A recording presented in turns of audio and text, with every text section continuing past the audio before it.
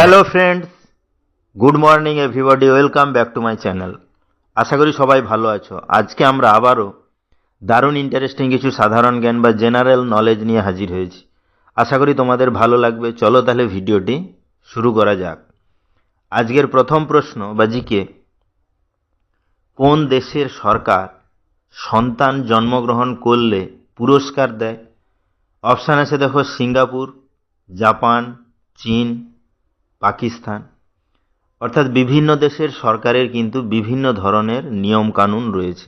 তার মধ্যে কিছু কিছু নিয়মকানুন কমন বা সাধারণ এবং কিছু কিছু নিয়মকানুন কিন্তু ব্যতিক্রম।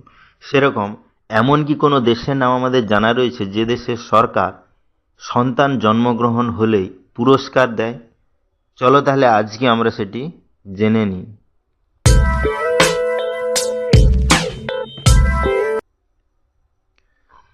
এখানে সঠিক অ্যান্সারটি হবে সিঙ্গাপুর। অর্থাৎ সিঙ্গাপুর এমন একটি দেশ যে দেশের সরকার সন্তান জন্মগ্রহণ করলেই কিন্তু পুরস্কার প্রদান করে বা পুরস্কার দেয়। নেক্সট কি আছে দেখো, আজকের 2 নম্বর প্রশ্ন বা জিকে, রাষ্ট্রপতি হতে গেলে ন্যূনতম বয়স কত হতে হয়? অপশান আছে দেখো, 30 বছর, 35 বছর, 40 বছর, 20 বছর।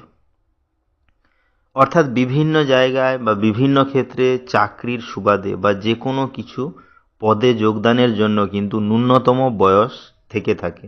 সেরকম রাষ্ট্রপতি পদে যেতে গেলে বা রাষ্ট্রপতি হতে গেলে ন্যূনতম বয়স কত হতে হয় সেটি কি আমাদের জানা রয়েছে? চলো তাহলে আজকে আমরা সেটি জেনে নিই।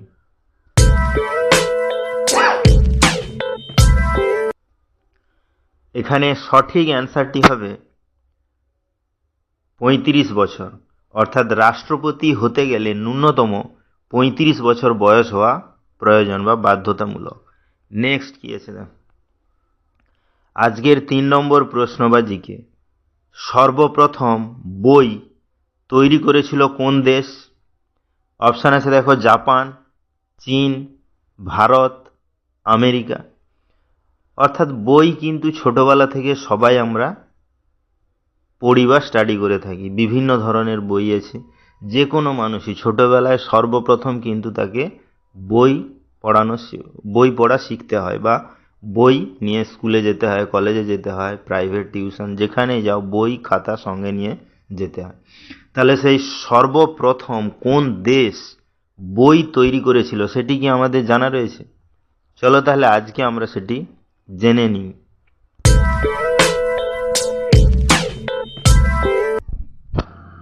এখানে সঠিক অ্যান্সারটি হবে ভারত। অর্থাৎ ভারতেই কিন্তু সর্বপ্রথম বই তৈরি হয়েছিল বা তৈরি করেছিল। তাহলে ভিডিওগুলো যদি ভালো লাগে চ্যানেলটিকে অবশ্যই সাবস্ক্রাইব করবে, লাইকস করবে, কমেন্টস করবে, ফ্রেন্ডদের শেয়ারও করবে। কারণ প্রতিদিন এইরকম ইন্টারেস্টিং ভিডিও পেতে গেলে চ্যানেলটিকে অবশ্যই সাবস্ক্রাইব করতে হবে। নেক্সট কি আছে না,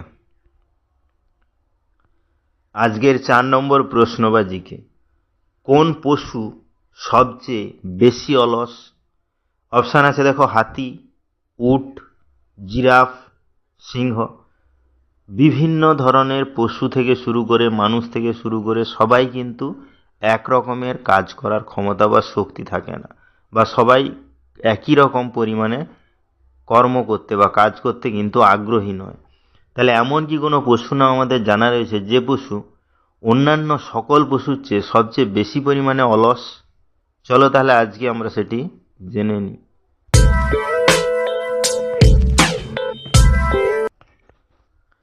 এখানে সঠিক অ্যান্সারটি হবে সিংহ।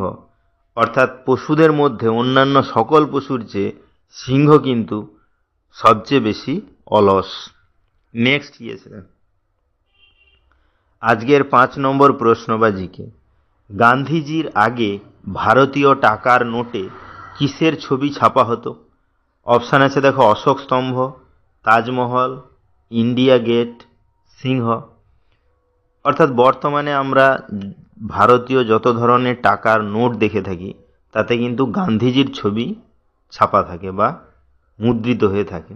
কিন্তু গান্ধীজির আগে ভারতীয় টাকার নোটে কিসের ছবি ছাপা হতো সেটি কি আমাদের জানা রয়েছে? চলো তাহলে আজকে আমরা সেটি জেনে নিই।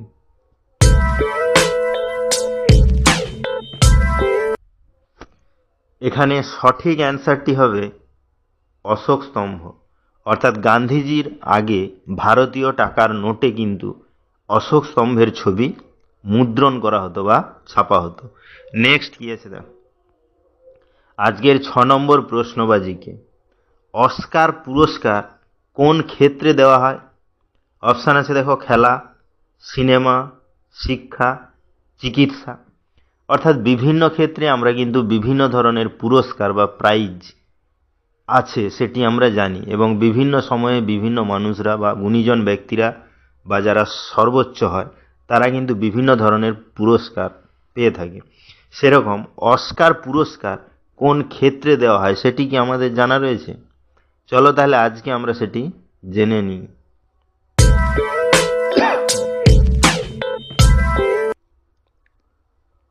এখানে সঠিক অ্যান্সারটি হবে সিনেমা।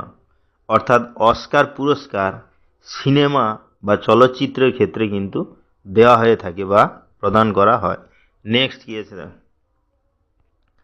আজকের 7 নম্বর প্রশ্নবাজিকে বাঙালিদের দুঃখের নদীর নাম কি? অপশান আছে দেখো, দামোদর, গঙ্গা, কোশি, হুগলি। আমরা জানি নদীমাতৃক দেশ ভারতবর্ষ, এবং ভারতবর্ষ থেকে শুরু করে যে কোনো দেশই নদীর আশেপাশেই কিন্তু জনজীবন গড়ে ওঠে, এবং বিভিন্ন ধরনের সভ্যতা উত্থান কিন্তু নদীর ধার থেকে বা শুরু থেকে শুরু হয়। কারণ জলের সাহায্যে আমরা বিভিন্ন ধরনের ফসল তৈরি করি এবং মানুষও বেঁচে থাকে।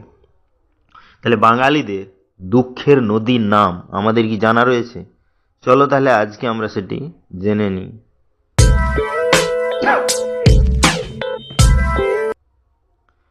তো বন্ধুরা, এই কোশ্চেনটি কিন্তু তোমাদের জন্য। এই কোশ্চেনটির অ্যান্সার যদি তোমাদের জানা থাকে তাহলে অবশ্যই আমাকে কমেন্ট করে জানাবে। তাহলে ভিডিওটি এখানেই শেষ হলো। নেক্সটে আমরা এরকম আরও ইন্টারেস্টিং ভিডিও নিয়ে হাজির হব। ততক্ষণ সবাই ভালো থেকো, সুস্থ থেকো। Thank you.